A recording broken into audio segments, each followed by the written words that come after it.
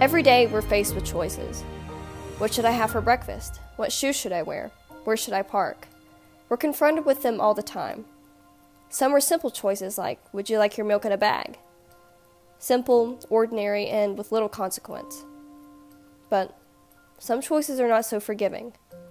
Some choices have bigger consequences and can affect us forever. Prom season is here and we're all preparing. Dresses, hairstyles, tuxedos. These thoughts run through every junior's and senior's mind during this time of year. We're all planning where to take pictures, where to eat, and where to go after prom is over. These are exciting choices to make, and the memories will stay with us for the rest of our lives. But there are also other choices that we have to face on prom night. Choices that can change our lives forever. Choices that are filled with risk. Choices that can never be taken back.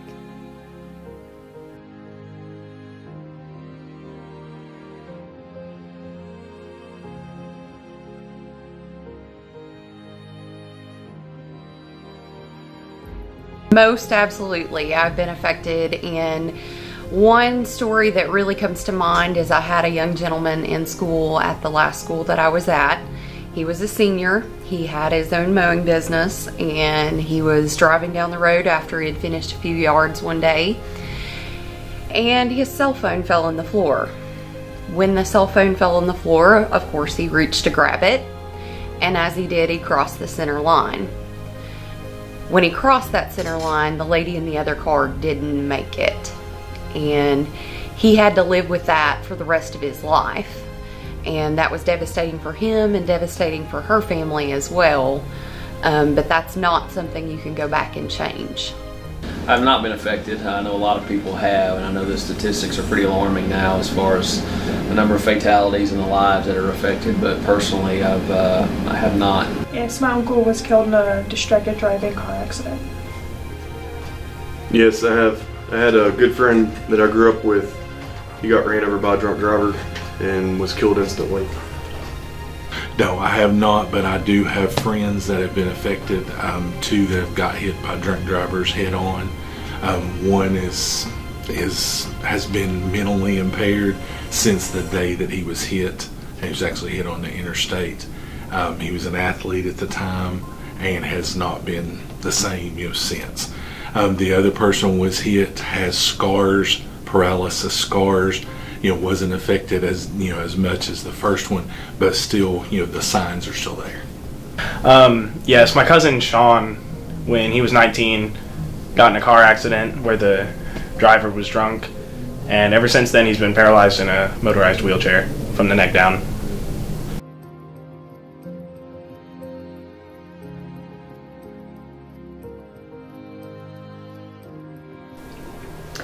I would be heartbroken. I just can't imagine this happening to a close friend, family member, a student at our school or another school. I think it's just very careless.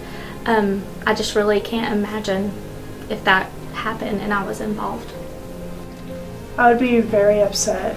A lot of my friends drive, so if I was to ever lose one of them, I'd be a mess.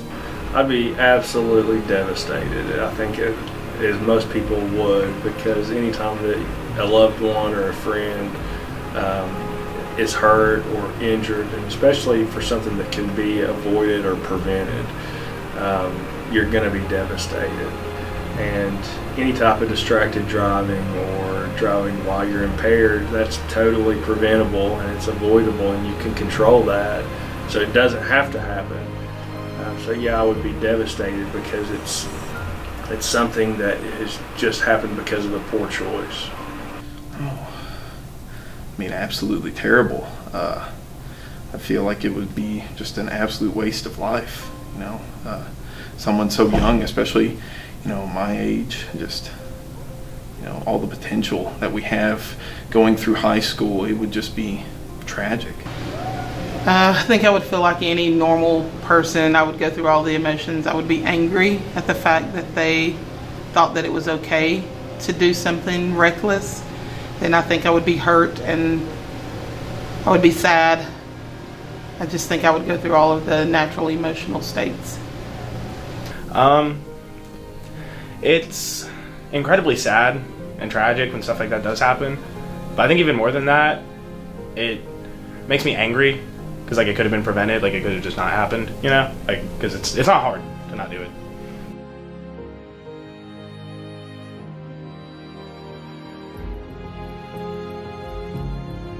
Stop. Encourage everybody to always, first thing when you get in a car, buckle up, put that seatbelt on, use your turn signals, drive safe, live your life to the fullest. You know, we're put here for a purpose, and do that. Those that plan to, I would appeal to them, and and just ask them for the their safety as well as the safety of everyone else on the road. Please don't do that. If it's one of our students, I would beg them, let me come and get them, no questions asked, and drive them home. Please stay there where they are if that's possible. If it's not possible, let us be the transportation to get them there. No questions asked. Don't even want to know that anybody else's names. Just let me be a means of transportation. It's so easy to get caught up in the moment and think that you're okay, but you're not. Like, you have no idea how you're gonna react, and maybe, I mean, you could have driven drunk once before and you were fine, but you have no idea how other times it's gonna happen. Don't do it. It's really easy to lose control of your vehicle when you are distracted, and once you've lost control, you're over. You're going to be in a bad wreck, or you're going to hurt yourself, or you're going to hurt somebody else. And not only is it going to be hard for the rest of your life to have to deal with it, but you could be charged and have civil liability or criminal liability. First of all, just don't do it. It's something to be avoided, and I mean, it's clear with all the adverts and stuff nowadays. It's not worth it putting your life at risk like that. I've had students as well as friends in the past that I've known to drive recklessly on a regular basis, and it's disappointing, but it's also scary. I've known of several to have accidents as a result of their distracted driving, but I've also known some that have gotten away for years without any repercussion. You don't know when it's going to be your time to have an accident. So it's best that you keep your full focus on the road at all times and not be distracted by anything in your vehicle or otherwise.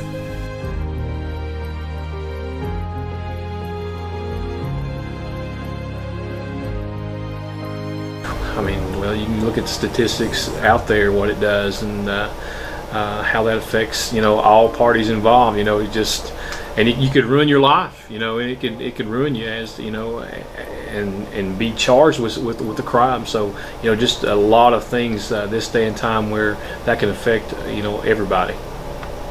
Again, I think it's very careless. Not only are you putting yourself in danger, but everyone else. And it's just not making clear decisions. It affects others because, number one, the person that you're impacting if you have an accident, it can ultimately lead to someone losing their life. And, the people who are involved with that and losing a loved one, they're devastated because they've lost a loved one. But also, our students are, who, if you're driving the vehicle, your loved ones are also going to be devastated because you've made a poor choice, and that poor choice can impact you for the rest of your entire life. And so, even if you're not the victim of it, you certainly have an impact on those that love you, because your life is going to change. Well, I mean, like I said already, other people who haven't been drinking and driving and are on the road can be put at risk by those who are. It could take somebody's brother and sister away from them, their daughter. It could ruin somebody's life. It could affect a lot of families, a lot of people.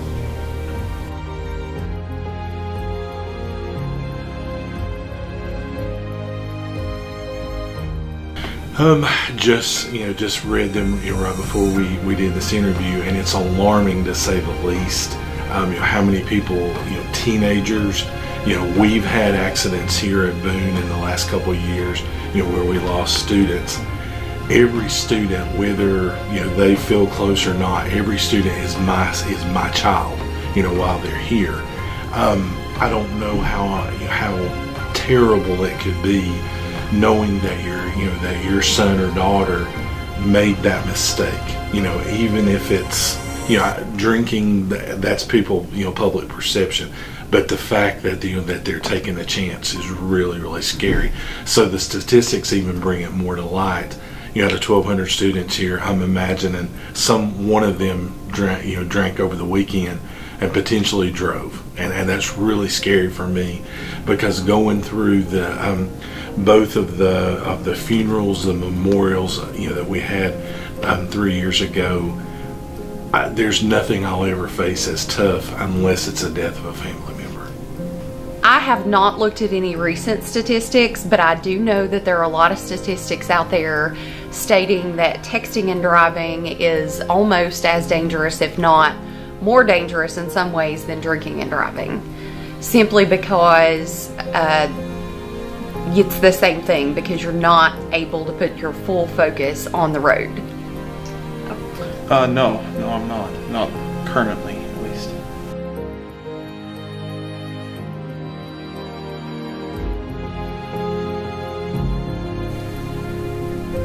Wow. I didn't know that it was the leading cause, but I find that to be very believable, because at that moment in time and those ages, you tend to think that you're invincible because you're young, you're free, you don't have a lot of responsibilities yet in your life, and you have a tendency to think that you're invincible. I think that's a lot of the reason why that's probably a statistic of being the top reason why we lose those aged people to driving accidents. I would agree, and I'm not totally shocked, because the ability to focus on the present is really hard for anybody, especially teenagers. The ability to wait, when the phone is so close to them, especially when they get a text message or a notification, the immediate response is to look and to find out what's going on, when the hardest thing we have to do is just wait and be patient. As far as distracted driving goes with their phones. So it's not shocking, accidents happen. Sometimes it's not totally your fault. But at the same time, we have to have the ability to just live in the moment, focus on what's important. I'm not really shocked by it, but I did not realize the high statistics that has. It breaks my heart to know that all these kids are out here just making these awful mistakes, and all these families have to deal with the repercussions after this. I think it speaks a lot to the, I guess lack of responsibility that can happen a lot, because it is mostly young people that will make irresponsible decisions like this, and so I think we need to be extra careful about preventing stuff like that.